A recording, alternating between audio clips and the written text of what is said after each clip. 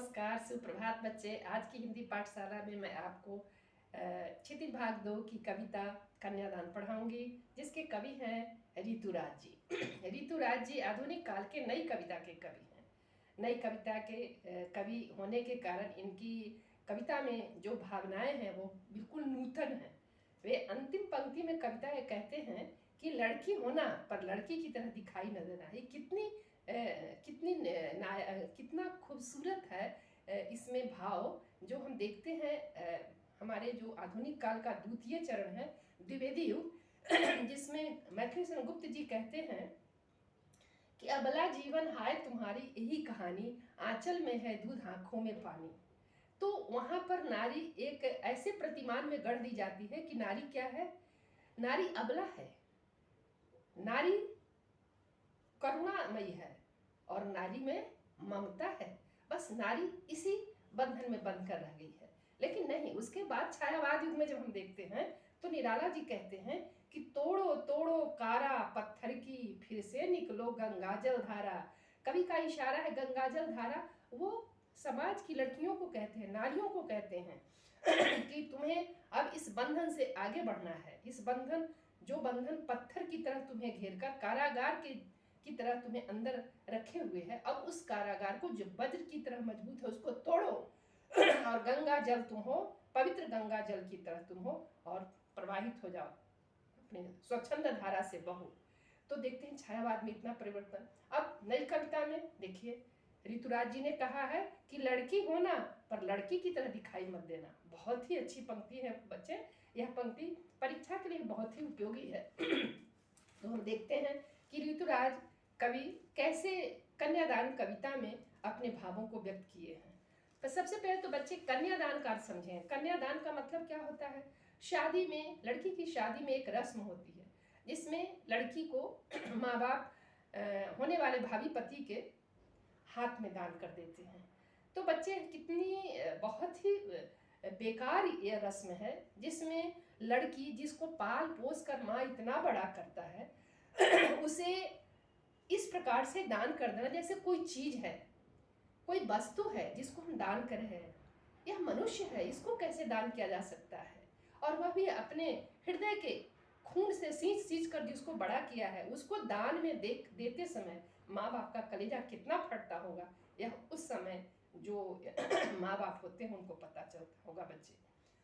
तो कन्यादान कविता में एक माँ को कितनी पीड़ा होती है जब उसकी बेटी कन्यादान के बाद ससुराल के लिए जाने के लिए तैयार होती है।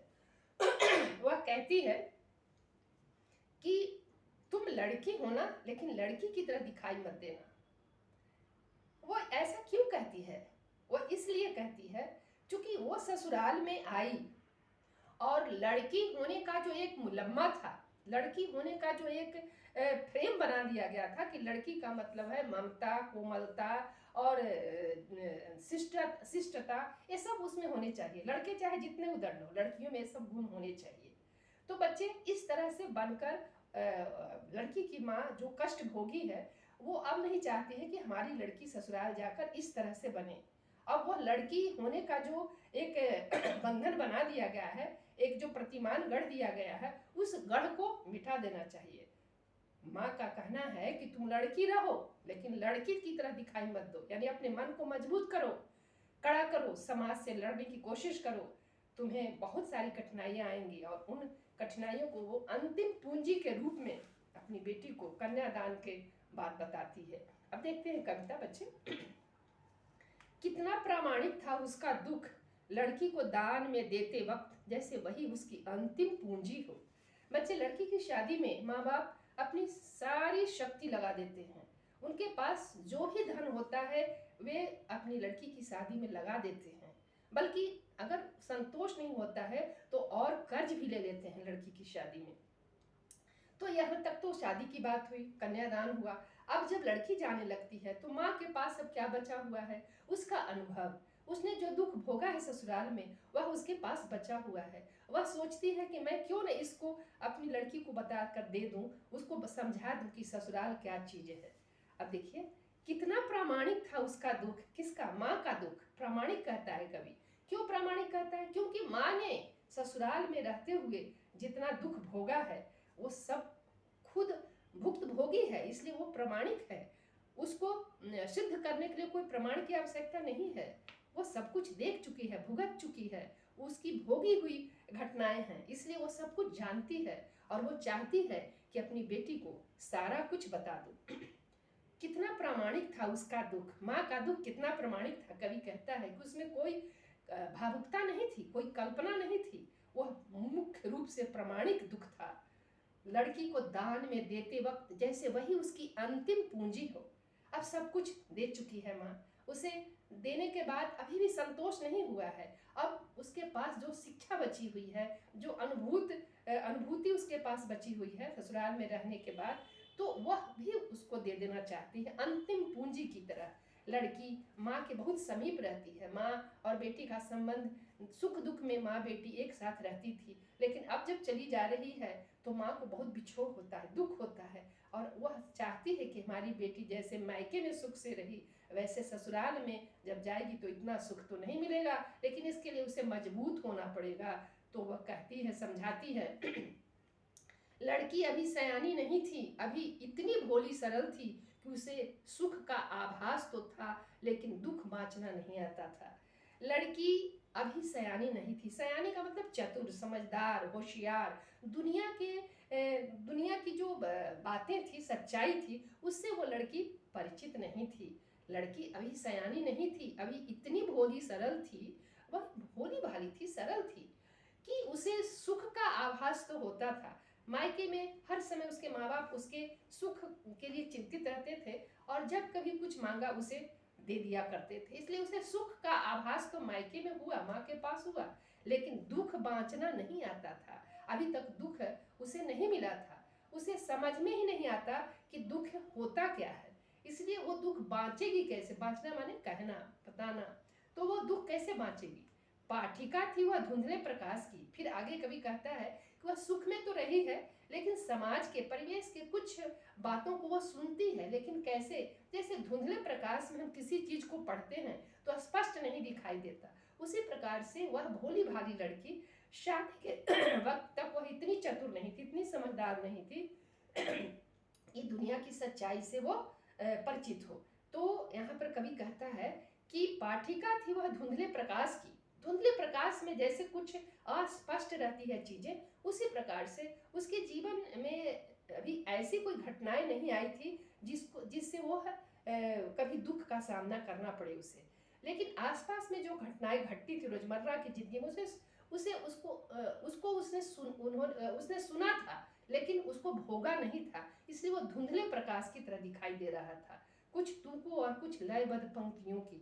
यह जो दुख था, जो धुंधले प्रकाश में कभी किसी से सुना था, उसको भोगा नहीं था, तो अब तक लयबद्ध पंक्ति की तरह वह केवल सुनते जा रही थी, उसे समझ में ये सब कुछ नहीं आ रहा था।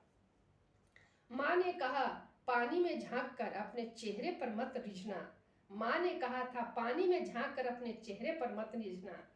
अब माँ कहती है कि ससुराल जाएगी तो तुझे आईने में देखने की फुर्सत नहीं मिलेगी, तो कुएं में जब झांक कर देखोगी अपना चेहरा दिखाई पड़ेगा, तो उस चेहरे पर कभी रिझना नहीं, उस पर अभिमान मत करना। ऐसी पंक्ति एक जयशंकर प्रसाद जी ने भी लिखी है, जिसमें लिखा है कि सुंदरता अभिशाप विश्व का, सुंदरता वरदान प्रिय, इस क्षण भंगुर सुंदरता पर मत करना अभिमान प्रिय। जयशंकर प्रसाद जी ने कहा है कि सुंदरता क्या है, यह तो क्षण भंगुर है, आज है कल खत्म हो जाएगा।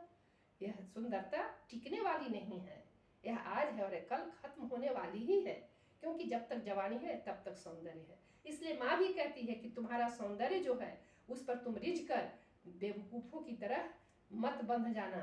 माँ ने कहा, पानी में झांक कर अपने चेहरे पर मत रिझना। आग रोटियां सेकने के लिए है, जलने के लिए नहीं। अब कितना कटु सत्य माँ बताती है कि रोज इस तरह की घटनाएं सुनती थी कि आग में जलकर लड़की अपने जान दे दी, फांसी लगाकर, जहर खाकर। इस तरह से लड़कियां ससुराल में बहुत दुखों को सहती हुई और अपने प्राण को आहूत दे देती है। अब माँ कहती है कि बेटी तुम ऐसा मत करना, क्योंकि तुम्हें इस तरह से करना नहीं है। तुम लड़की रहो, लड़की की तरह रहो, लेकिन लड़की की तरह दिखाई मत देना। आग रोटियां सेकने के लिए है, जलने के लिए नहीं। वस्त्र और आभूषण शाब्दिक भ्रमों की तरह बंधन है स्त्री जीवन के। कवि फिर आगे कहता है कि स्त्रियां क्या करती है, स्त्रियों को पुरुष उसको गहने देकर, कपड़े देकर और बहुत सुंदर हो कहकर उसे बंधन में बांधना चाहते हैं कि वह इससे आगे नहीं बढ़े, बस गहने और कपड़े में वह रीझ कर रह जाए। यह शाब्दिक भ्रमजाल है। बेटी अपनी बेटी को सिखाती है माँ कि ये सब शाब्दिक भ्रमजाल है, इस पर तुम्हें रीझना नहीं चाहिए, तुम इसके बंधन में मत बंधना। माँ ने कहा लड़की होना पर लड़की जैसी दिखाई मत देना। अंत में माँ कहती है कि बेटी तुम जा रही हो, बहुत सारे कष्ट आएंगे, तो उन कष्टों का सामना करना सीखना, बस लड़की बनकर मत रह जाना। तुम लड़की तो हो ही, लेकिन लड़की की तरह दिखाई मत देना। यानी अपने मन को मजबूत करके कोई भी दुख आए, कोई भी कष्ट आए तो सामना करना सीखो, उससे मुकाबला करना सीखो। तो कितनी नूतन बात है कवि ऋतुराज की, को आज की लड़कियों को नारी सशक्तिकरण की बात इस पंक्ति में साफ झलकती है कि वे लड़की को, वे नारी को चाहते हैं कि वे मुकाबला करे समाज से। समाज अगर उसके ऊपर अत्याचार कर रहा है, शोषण कर रहा है, उसे तरह तरह की यातनाएं दे रहा है, तो उसका मुकाबला करने के लिए उसमें शक्ति होनी चाहिए। एक माँ अपनी बेटी को इस तरह का संदेश देती है। यह संदेश बहुत ही प्रगतिशील संदेश है कि लड़कियों को ससुराल तो जाना ही है और वहाँ कष्ट होना ही है, यह सब होना है, लेकिन उसका मुकाबला भी करने के लड़की को तैयार रहना चाहिए। उसे शाब्दिक भ्रमजाल में नहीं फंसना चाहिए, उसके अपने चेहरे और अपने वस्त्र और आभूषण के बंधन में बंधकर नहीं रहना चाहिए, उसे अपने आप को आहूत नहीं कर देना चाहिए। अपने सुख का भी ध्यान उसे रखना चाहिए, दूसरों का सुख का ख्याल करते करते अपना सुख न भुलाए और दूसरों के अत्याचार सहने के लिए वो कभी तैयार न रही, उसका सामना करे, मुकाबला करे, डट कर जवाब दे। तो इस तरह से ऋतुराज जी कन्यादान कविता में बहुत ही अच्छी बात कही है कि माता का दुख बहुत ही प्रामाणिक है, उसको प्रमाणित करने की कोई जरूरत नहीं है, खुद उसने भोगा है ससुराल में दुख।